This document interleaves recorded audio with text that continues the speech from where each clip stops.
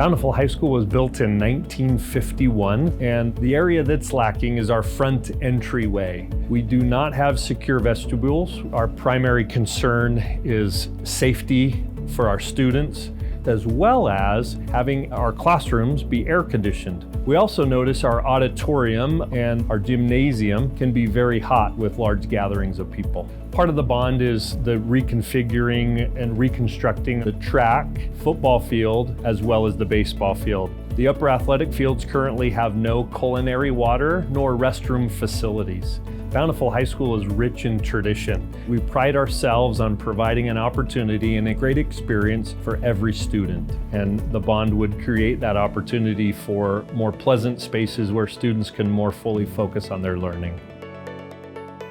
Bountiful Elementary was built in 1950. It is the oldest running school in this school district. Some of the challenges we have here, we've had our ceilings leaking. That's especially problematic in our computer lab when kids are working on computers. We have swamp coolers instead of air conditioning, and we're constantly doing maintenance on them. We don't have conference rooms or collaboration rooms. We have really small workspaces for our teachers. We basically have two of our teachers, our family advocate and our behavior aide, that work out of essentially closets.